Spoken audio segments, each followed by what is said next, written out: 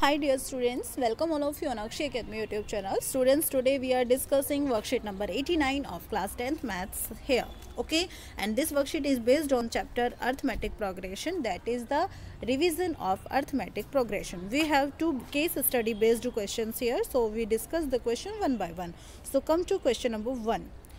A school charges a fee of rupees 500 monthly if paid till 10th of respective month. That means अगर आप बात करते हैं किसी मंथ की, तो जो एक स्कूल है वो 10th मंथ तक, मतलब जो भी 10th है आपका रिस्पेक्टिव मंथ का, मतलब हर महीने का, हर मंथ की 10 जो डेट है वहाँ तक तो वो 500 रुपीज़ मंथली चार्ज करता है. ठीक है, सो कॉन्सेप्ट है 500 रुपीज़ मंथली, ये आपका फिक्स्ड है up to 10th of respective month. From 11th day they put a penalty of rupees 10 per day. Per day 10 rupees per day penalty है यहाँ पे. Rama was not able to pay the fee in month of Feb 2020.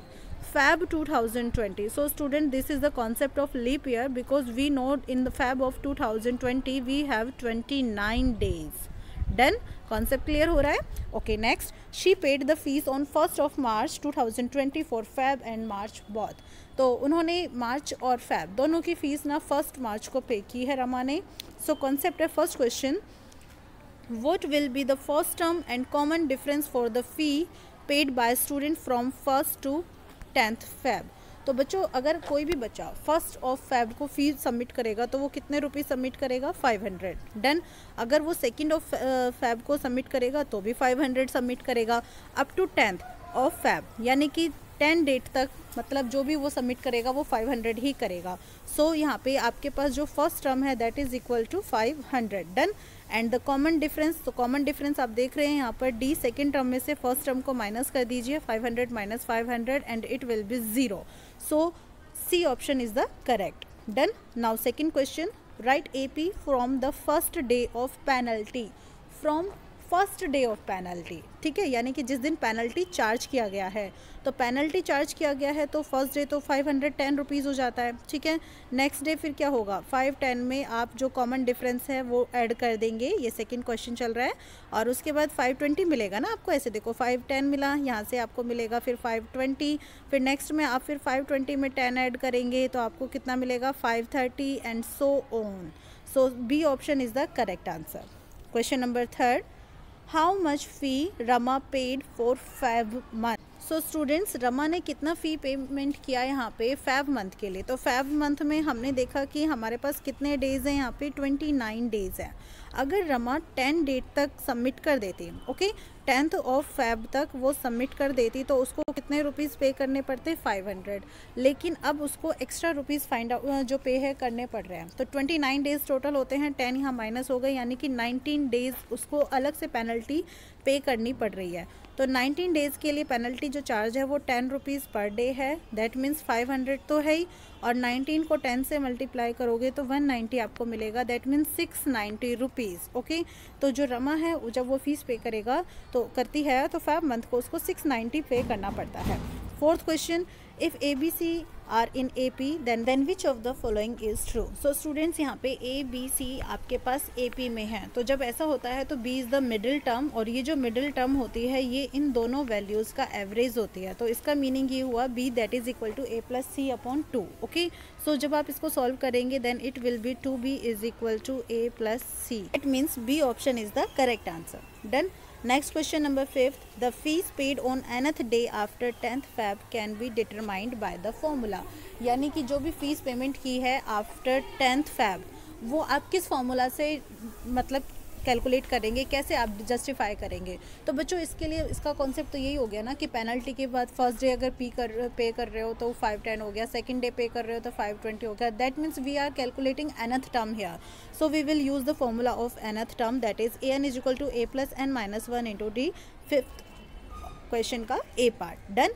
So question number 1 यहाँ complete होता है. Next question हम लेते हैं question number 2.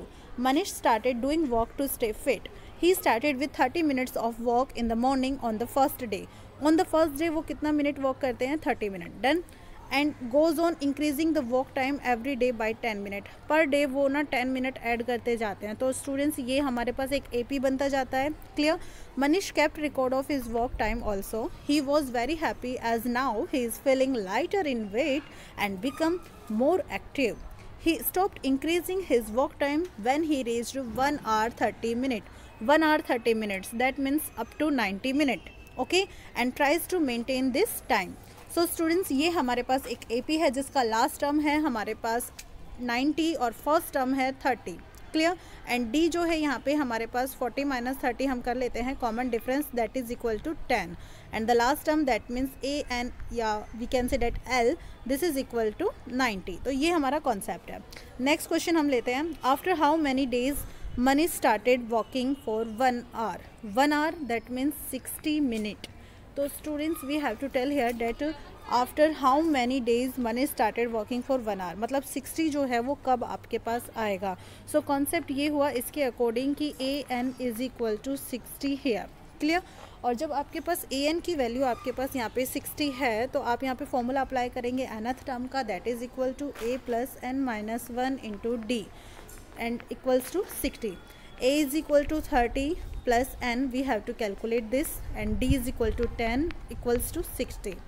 So n minus 1 into 10 is equal to 60 minus 30, and 60 minus 30, this is equal to 30.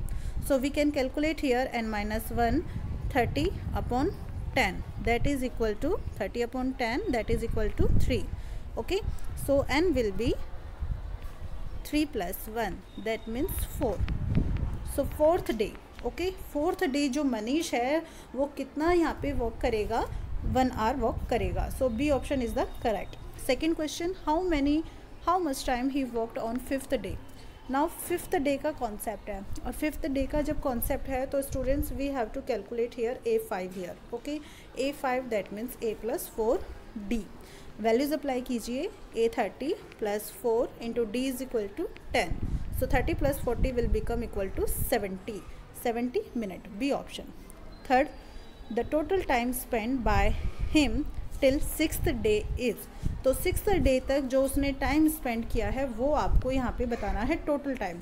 First day 30 था, second day 40 था, 50, और उसके बाद हम फोर्थ टर्म कैलकुलेट कर चुके हैं फर्स्ट क्वेश्चन में, that is 60, and second term fifth term हमें मिला है 70. तो नेक्स्ट टर्म यानी कि सिक्स्थ टर्म हमारे पास क्या होगा, 80, as common difference is equal to 10. Okay, so now we have to calculate total of these values. So for these values we will use Sn is equal to n by 2 into 2a plus n minus 1 into d. Okay, so यहाँ पे आपके पास values देखिए क्या क्या है. We have a is equal to 30. Okay, and this term, this is sixth term. Okay, so 6 upon 2 into 2, a is equal to 30 plus n 6 minus 1 into d is 10. Okay, अब आपको ये सॉल्व करना है. 6 upon 2 will be equal to 3. 2 into 30 will become 60 plus 6 minus 1 is equal to 5. 5 into 10 will be equal to 50. So 3 into 110 will become 330 minutes. Okay, 330 minutes, that means it is equal to 300 plus 30 minutes. Okay, 300 minute that means 5 hour and 30 minutes that means half an hour. So we have calculated 5.5 hour. Clear? 5.5 hour. तो बच्चों यहाँ पे आपके पास जो option है इसमें आपका डी ऑप्शन जो है वो करेक्ट होगा. Done. The formula use to determine, fourth question, the formula use to determine the total time devoted for work till sixth day. Sixth day तक जब आपने वर्क किया तो कौन सा फॉर्मूला आपने यूज़ किया इसको कैलकुलेट करने को. We have use this formula, that means sum of nth terms. So sum of nth terms, A option is the correct answer. Done. Fifth question, for how many days Manish increased his work time? How many days? So students, we have the AP here 30, 40, 60, 50, sorry 30, 40, 50 and up to 90. तो आपको बताना है कि जो n है यहाँ पे last term है जो आपकी 90 जो है यहाँ इसके लिए n की वैल्यू क्या है. Okay, so we can use the formula of nth term here. That means a plus n minus 1 into d. आप वैल्यूज अप्लाई कीजिए. a n this is equal to 90, a is equal to 30 plus n we have to calculate it. -1 into d. d is equal to 10. So 90 minus 30 will become equal to 60 and -1. 10 यहाँ पे shift होगा. Then you will get n minus 1 is equal to 6. That means n is equal to 6 plus 1. That means 7. So 7 days. Okay 7 days तक वो अपने walk time को increase करता रहा और उसके बाद वो न्यूट्रल हो गया, मतलब उसने उसके बाद कोई वॉक टाइम इंक्रीज़ नहीं किया. So students, here is your worksheet complete. अगर आपको वर्कशीट अच्छी लगी हो, समझ में आ गई हो, अच्छे से कॉन्सेप्ट क्लियर हो गया हो, then please like my channel, comment and subscribe also. Thank you so much for watching.